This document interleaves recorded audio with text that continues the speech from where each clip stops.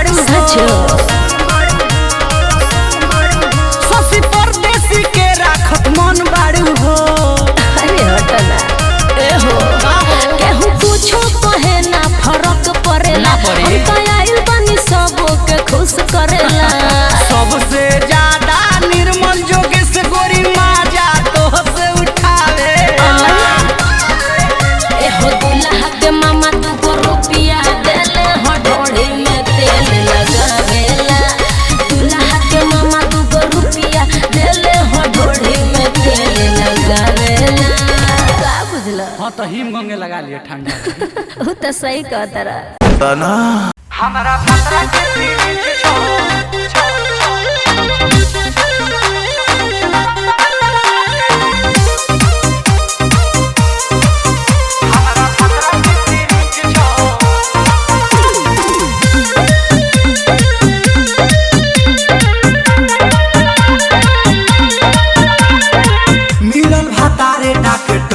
सखी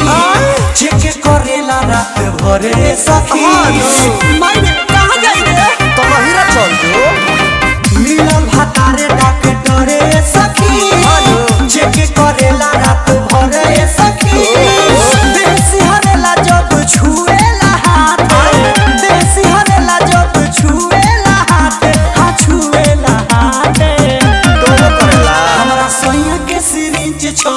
इंच के बाटे हमारा राजा के समान छो इंच के बाटे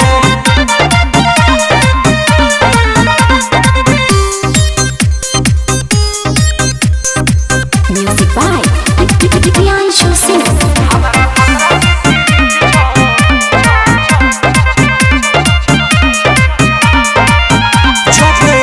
सतावे तो हमरा लागेला पाला हो पाला लागेला लाजे सखी हम का करी करी नहाला हो जब आला सतावे तो हमरा लागेला पाला हो लाजे सखी हम का करी करी धके अपना माथे हम सुत जानी हाथे धके अपना माथे हाथ धके अपना माथे तू का करेला हमरा सोया के सिरिंज छो इंच के बाटे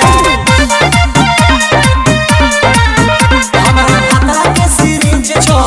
इंच के बाटे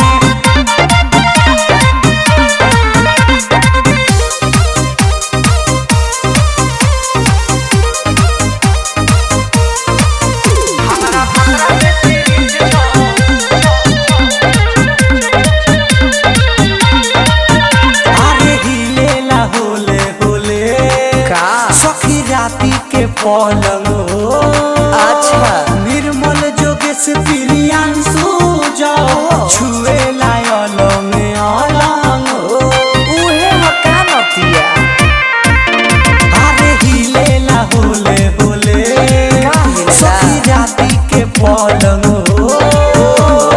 निर्मल जोगेश प्रियांशु जाओ छुए लायल में अलंग हो परदेसी पिया खेले हमरा साथे लेकिन हाल खेले हमरा साथे हां खेले हमरा साथे खेलेला हमरा सोया के सिरिंज छो इंच के बाटे हमरा खतरा के सिरिंज छो इंच के बाटे